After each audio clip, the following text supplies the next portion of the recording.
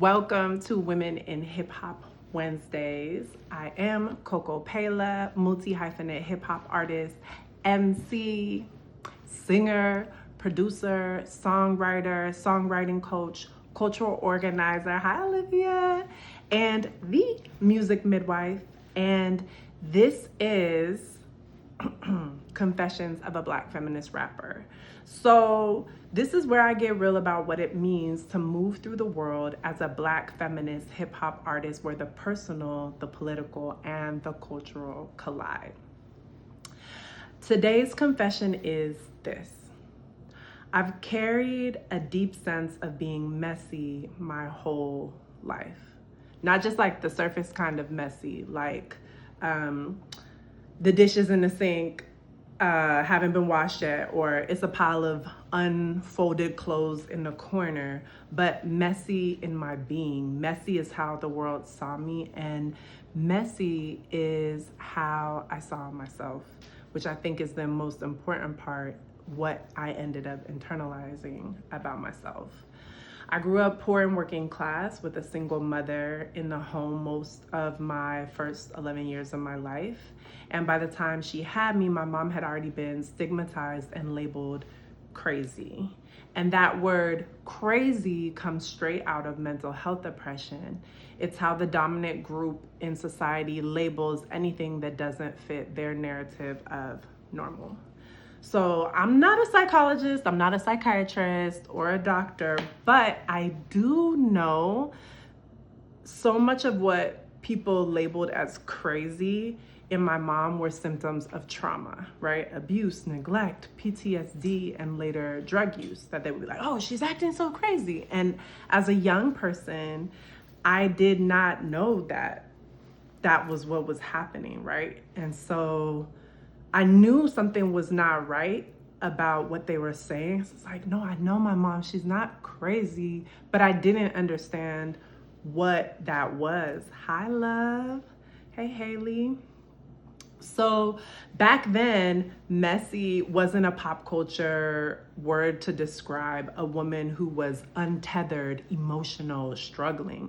People called her stuff like crazy bitch, hussy, out of control, and I heard them whisper it behind my mother's back and also spit it in her face, and that stuck with me. It really traumatized me.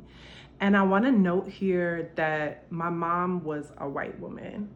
So my experience growing up in a family and community where we had white, Asian, Latina, indigenous folks, folks born in and outside of the US, and Black folks of every shade has definitely shaped my sense and lived experience as a light-skinned Black African heritage, mixed heritage woman with proximity to whiteness through a parent and her family. Even with all that stigma about being crazy and promiscuous that my mom had on her, I can't even imagine the extra levels of violence that she would have faced if she had been Black and poor, or especially a dark-skinned Black woman. So pause. If you feel like this conversation would be powerful, if you know other people who are obsessed with Black women and girls liberation, with hip hop, with women's liberation, with hip hop history, particularly the history of women in hip hop, and with, just with women in hip hop and our topics, make sure that you invite them to this conversation in the future and now, because somebody may not know that this is happening. So let's get back to this confession, right? The messy confession. What? No! Big shout out to Jersey. It's Jersey in the building. Oh my goodness, it's so good to see you. What the heck? Not my Full Sail family in the building. Okay. I love watching this chat go up because it's like the wildest blast from the past pop up, but it's so good to see you, and I would love to connect with you about how your family and how your child is doing. You might have more than one at this point, right? We're getting old. Okay, let me not get off the path, but it's so good to see you. What's up, Oakland Hearts? Okay, here we go. So As a child, watching all that happened to my mom, I internalized it too. So I grew up floating around in different homes, eventually moving out as a teenager, and always I felt messy. That shame wasn't just about me as an individual. I know that it was connected to classism, to sexism, to anti-Black racism, and to all the ways that society polices people who don't fit the mold. And so that shame wasn't just about me as an individual. And I think about how hip hop has reflected that. Like, I remember that Lauryn Hill lyric from I Used to Love Him in '98 when she said, "I chose a road of passion and pain, sacrificed too much and caused me so much shame." And that shame of being messy, crazy, too much, it's not just personal, it's cultural. And here's where respectability politics come in, because it's that pressure to perform, neatness, emotional stoicism, and deference to appear acceptable to the dominant class. And we all know about this, whether it's in the workplace, in your friend circle, in just out and about in your family, right? So poor and working class folks, especially Black and brown women, get critiqued for being too loud, too emotional, too much, while our experiences of struggle become proof that we don't deserve care and compassion. And here's what I've realized: there's no way that being born into the family and circumstances that I was, my life was ever going to be neat, polished, shiny, or meeting middle class standards. But y'all, and this is probably a whole nother episode, I sure as hell tried, okay? I sure as hell felt bad about myself, shame about my family, didn't really talk about what was going on as I was growing up. People would be like, so you live on your own? As a teenager, I remember senior year, the summer before senior year, I moved out, and people would be like, you live on your own? Like, where's your mom? Where's your dad? And at the time, I wasn't like, well, my mom's, she's running the streets, she's on drugs. It was just like, oh, she lives in Seattle. What about your dad? Like, where's your dad? He travels, for work. And I had so much shame about my family setup because it wasn't like what was projected as the norm. And about myself, I felt bad about myself. Like, yeah, what kind of person am I that my parents aren't even here to raise me, right? And so I did a lot of striving and achieving and accomplishing to try to cover up that shame that I felt. But again, some of that is a different episode. I got a script. I always think through what I want to talk about. Hi, girl. Oh my God. It's so good to see y'all. So I just want to talk a little bit more though about class, race, and gender. So again, no way that being born into the family and circumstances that I was, my life was ever going to be neat, polished, shiny, or meeting those middle class standards. And it's true for so many of us, poor and working class folks, Black, brown, QT, BIPOC, immigrants, women, anybody who doesn't fit the ideal mold of the United States, white, middle, owning class man. Wherever we don't fit, we get labeled as messy. And you see it in how hip hop media has pitted women against each other as a spectacle. In the 1980s, Roxanne Wars, Roxanne Shanté and Sparky D were framed as out of control, competing Black girls to gawk at. And even their crews made a fuck ton of money touring them around the country. And they would literally have their rap battles in a boxing ring. And Shanté was not even 18. I believe like she might have been like 15, something like that, 14 when this started. And Sparky D was also young. I don't know if she was 18 yet, but I know she was like in her teens. So just the way that they made so much money off of that. And they really raided the culture while upholding sexist fascination and racial stereotypes. And later in the 90s, Lil Kim and Foxy Brown were cast as catty, messy girls too, right? Instead of two brilliant lyricists. She said, I'm sat. I know that's right. And then later again, right? Nicki versus Cardi, it was treated the same way. Media whipping it into clickbait and feeding the myth of women unable to exist without fighting. And we know not just women, right? Black, brown, poor, working class.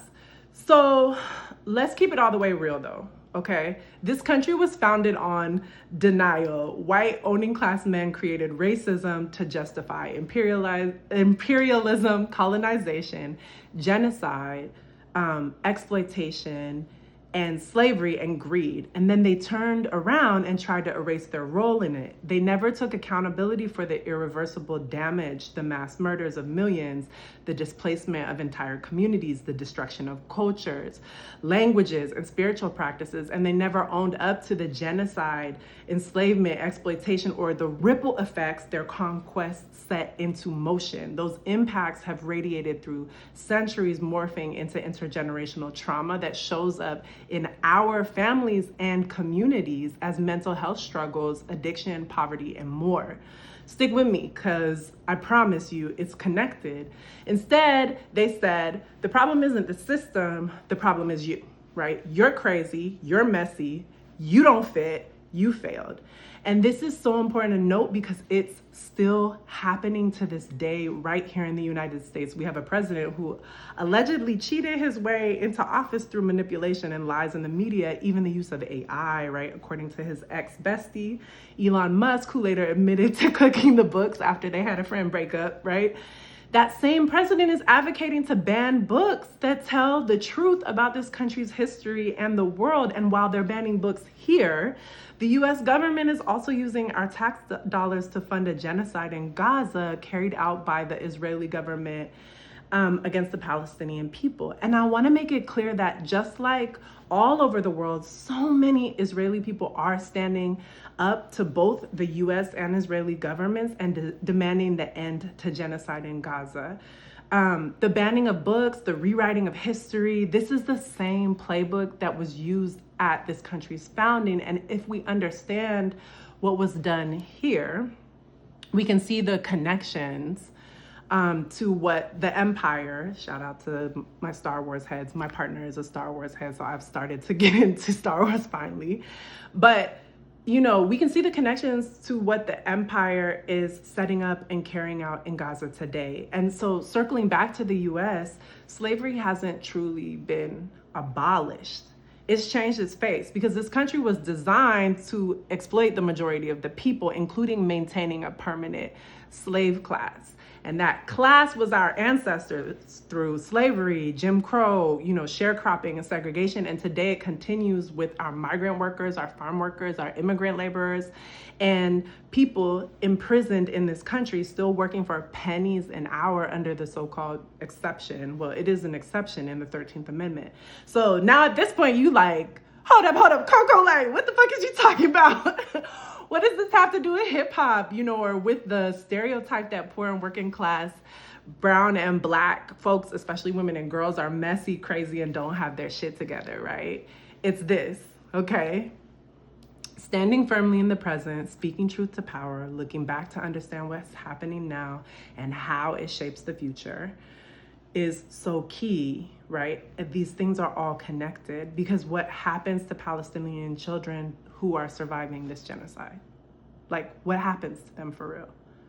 What happens to the kids who grow up with bombs overhead, starvation, constant violence, and fear? How does that shape their brain chemistry, their immune systems, their ability to feel safe, to build community, to love, to provide for their families? What will show up generations later in their descendants? Addiction, poverty, PTSD? And will the world remember what was done to them? Will there be reparations, community care, restoration, or will they be blamed just like the indigenous peoples of Africa and the Americas were for not getting it together or being lazy, shiftless, violent, or crazy? Y'all following me? So what about the women and girls from these communities that are being targeted right now? Will they be characterized generations from now as messy bitches who just can't get their life together? And the same question applies to children whose families are separated by ICE raids, deportations, and cages. These traumas don't stop with the individual. They radiate through generations. And yet, instead of tracing the continuum, society points at the survivors and calls them messy. right? The personal is political, as Gloria Steinem reminded us. And what we internalize about being messy and crazy is deeply political too. So that consciousness, that deep chronic denial still runs through American culture. And it's why so many of us carry that shame that I was talking about earlier. Hip hop is full of double standards, right? When men air out their pain, their chaos, their rage, it's called real, authentic. It's the heart of the culture, right? But when women, especially Black women, show that same rawness, suddenly it's messy.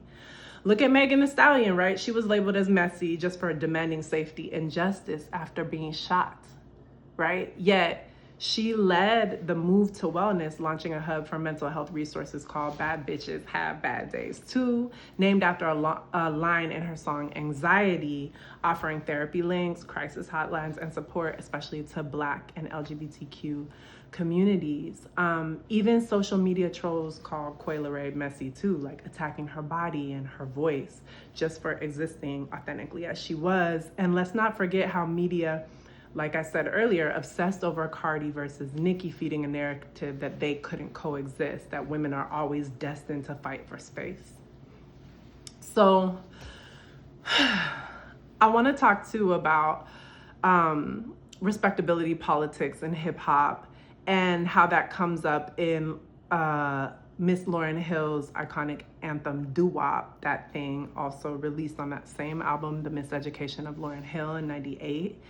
And there was sharp critique of chasing approval at the expense of self-respect. In my mind, that's what this anthem is about. Y'all remember that line? Don't be a hard rock when you really are a gem, baby girl. Respect is just the minimum, right? She was talking about that not having to trade your soul for being accepted, but I know that a lot of the times there is this undercurrent of shame, right, for us showing our struggles in our interpersonal relationships. And so we just got to remember that frame. So what if your messiest moments aren't proof that you're broken? What if they're evidence of a system that harmed you, your family, your community for generations?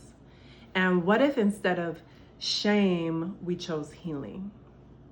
What if instead of internalizing the label of messy, we took accountability for the impact, right? If we're a part of the group that's creating that impact, we can take accountability for that impact happening. And if we're the part that's being targeted, to internalize the oppression and the messages, I'm messy. And then we start kind of projecting it on each other. Oh yeah, she hella messy. Oh, she was a messy bitch. This is what she was doing, right? Or they're hella messy. What if we kind of place the responsibility of that mess back where it belongs, which is on these systems that were designed to break us? Truly. Y'all remember that Queen Latifah song, UNITY, that dropped in '93? Instinct leads me to another flow. Every time I hear a brother call a girl a bitch or a hoe, trying to make a sister feel low, all that shit got to go, right? And it's an iconic song. She said, who you calling a bitch?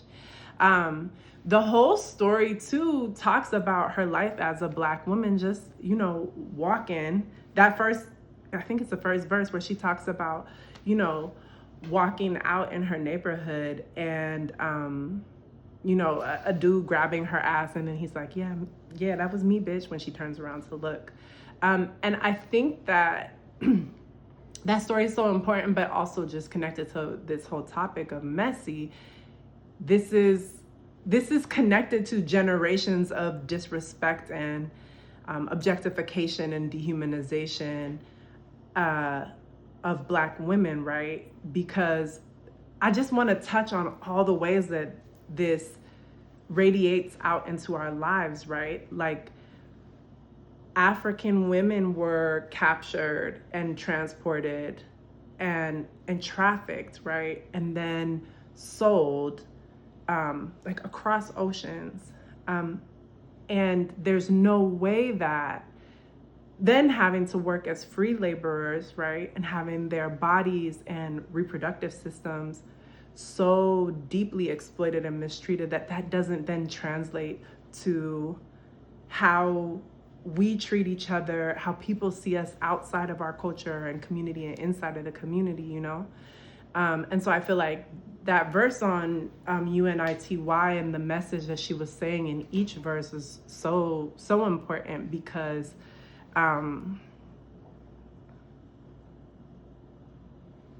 we think that it's just this, like, oh, it's just a pop culture buzzword for now, a way that we describe a woman who just can't get her shit together, right?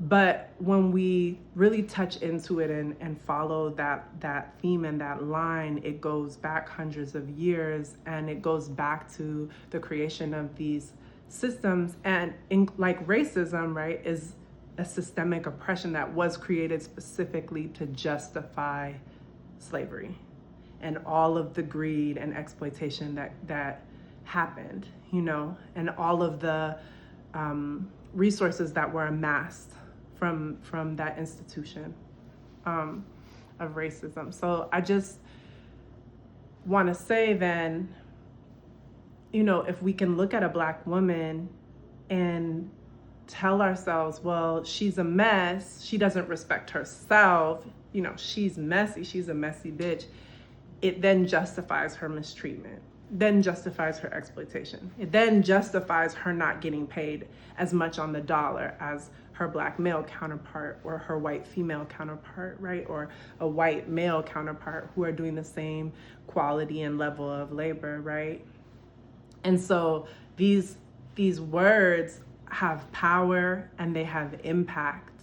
And, you know, we have a government that's saying, oh, a lot of things, well, there are people in our government that are saying, oh, that was a long time ago, it's over now, or trying to rewrite that history. But it's so important for us to understand this history and the function of these systems of oppression and their pillars and their institutions, because it can help us relate in a more liberatory way to each other, right? And also just peep what the fuck is going on when a Black woman or a woman of color, a poor working class woman, is being characterized as messy. So that's what I'm sitting with today, and I invite you to sit with it too. If you're still rocking with us, I want you to maybe even drop in the chat, how have you been labeled messy? And what do you think that label was really about? Was it about you? Or was it about a system that never wanted to see you free? And before we close, well, let me give y'all a moment. I could even play something for you. Wanna hear something? Wanna hear something? Well, just think about that. I'm checking the chat to see.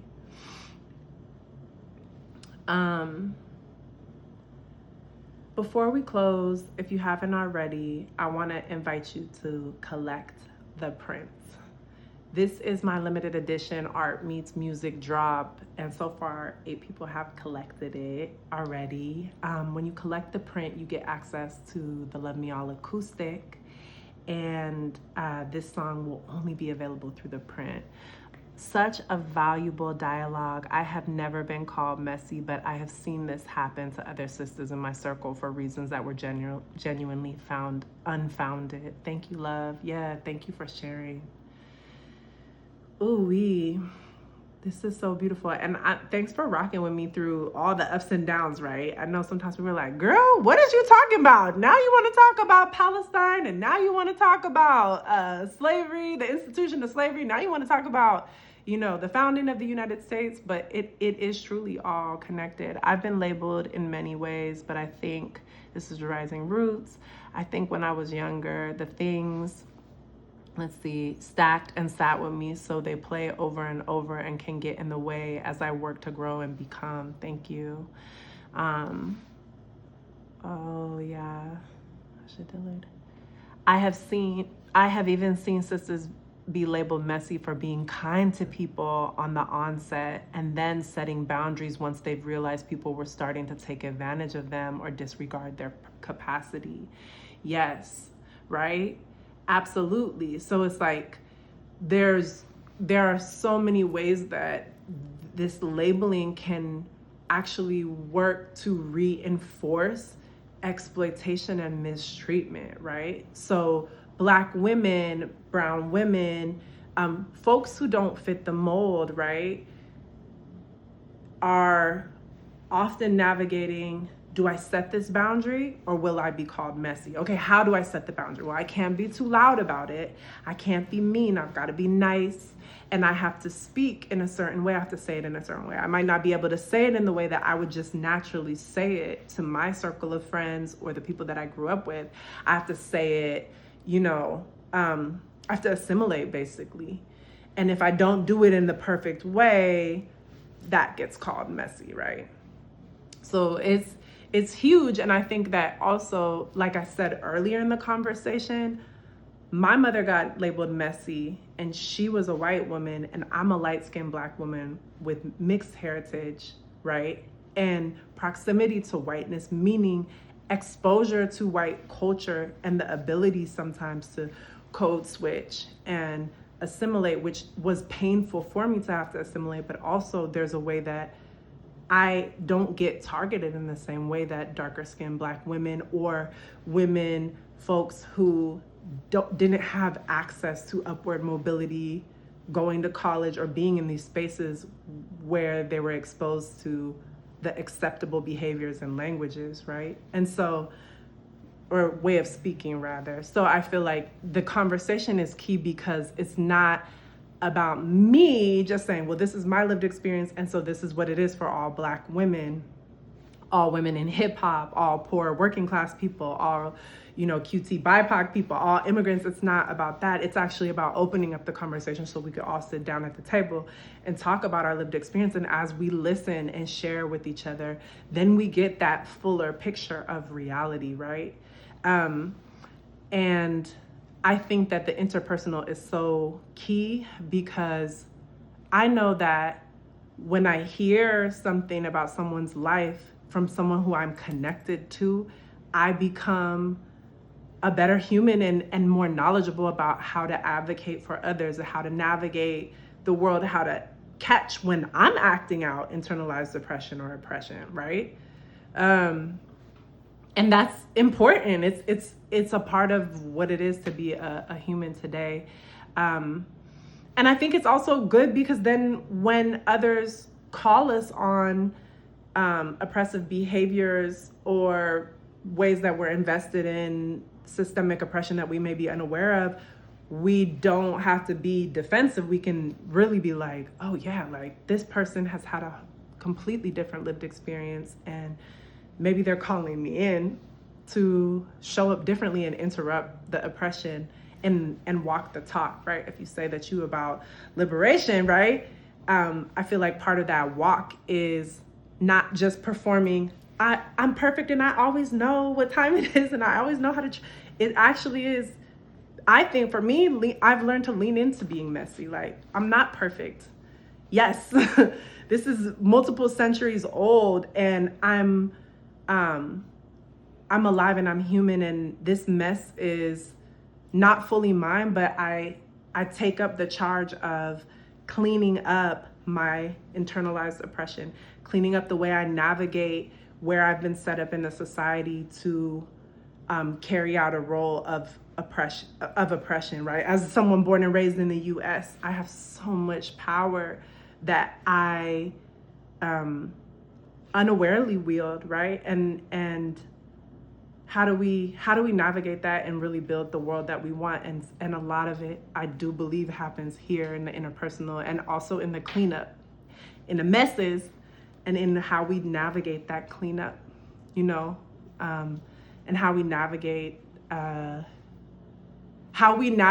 learning how to better leverage, use our privilege.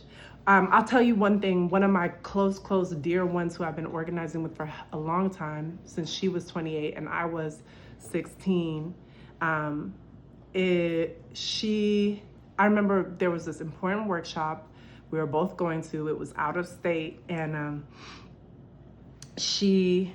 I couldn't afford to go, and I felt a lot of shame. I'm like, oh, I'm so embarrassed. Why, I can't. And she was like, you were raised poor, working class, like you don't have a big old savings account. But she's like, I'm middle class and I have some privilege here, so I'm gonna cover it for you. And I was like, I felt so bad about myself, but ultimately she was like, no, but isn't that what privilege is for? Like, we don't have it because we're better than other people, so we might as well use it to redistribute wealth and resources, right?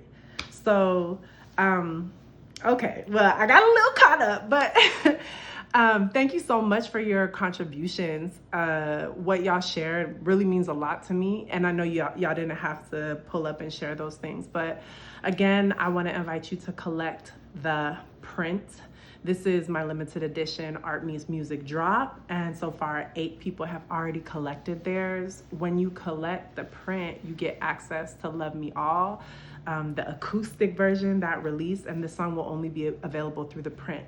It's not on streaming platforms, right? Because they're shady, and we also want to create something really special. There's only 500 of them, and also the dope thing about the print. So the print is a 12 by 12 high quality print. It was made by myself and China Brown, wonderful Black female visual artist. I interviewed her right here on Women in Hip Hop Wednesdays, and you can check that out on YouTube. But it's this piece, but it's a 12 by 12, and it comes in different colors, and there's only 20 of each color. So I want you to go to cocopeila.com/theprint, or you can actually go down. Oh, okay, Rising Roots. Rising Roots said, here's the link to pre-order it. Yeah, click that link in the chat. Thank you, Rising Roots. I appreciate you. See, that's what community is for. They're like, Coco, we got you.